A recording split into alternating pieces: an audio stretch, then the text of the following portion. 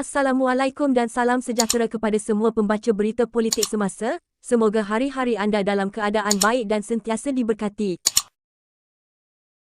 Kerajaan Negeri Sembilan hari ini membentangkan belanjawan 2023 berjumlah RM550 juta dengan anggaran hasil sebanyak RM450 juta dan belanjawan pembangunan sebanyak RM130 juta.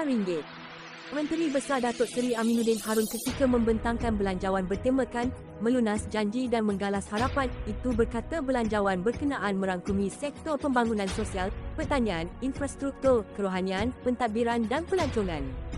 Belanjawan 2023 yang dicadangkan ini merupakan belanjawan defisit sebanyak RM100 juta. Sungguh pun ia merupakan tahun ketiga pembentangan belanjawan secara defisit, namun dibuat secara bersasar dan masih dalam batas keupayaan rizab tunai negeri. Belanjawan defisit ini juga merupakan intervensi kerajaan negeri dalam merangsang ekonomi domestik berdasarkan model input-output yang dibangunkan, katanya ketika membentangkan belanjawan itu pada persidangan keempat Belanjawan Penggat kelima Dewan Undangan Negeri DUN ke-14 di sini.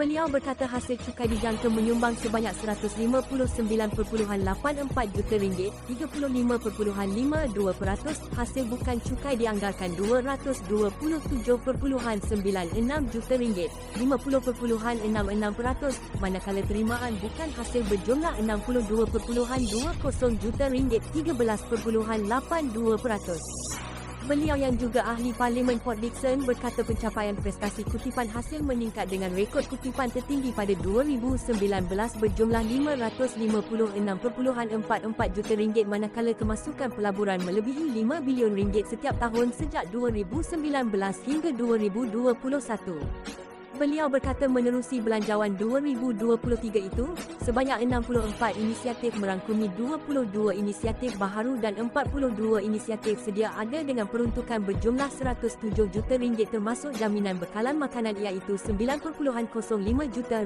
dan ekonomi rakyat sebanyak RM15.7 juta.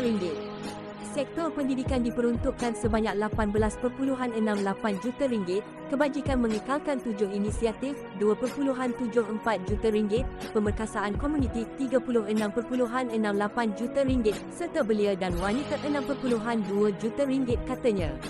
Sementara itu, kerajaan negeri turut mengumumkan bantuan khas kewangan sebulan setengah gaji atau minimum RM2,500 kepada kira-kira 5,599 penjawat awam di negeri itu yang akan dibayar pada awal Januari dan minggu pertama April tahun depan.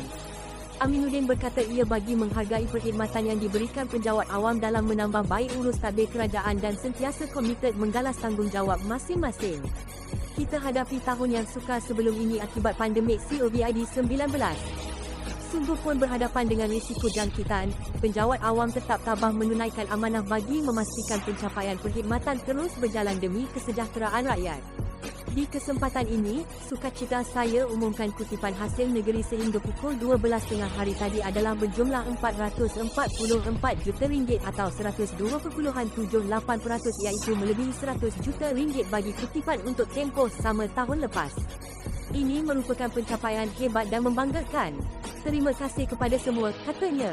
Terdahulu, persidangan DUN turut merakamkan ucapan tahniah kepada Ahli Parlimen Tambun Datuk Seri Anwar Ibrahim atas pelantikan sebagai Perdana Menteri ke-10 selain mendoakan kesihatannya untuk terus membangunkan negara. Persidangan DUN Negeri Sembilan yang bermula hari ini hingga 1 Disember depan akan bersambung Selasa ini.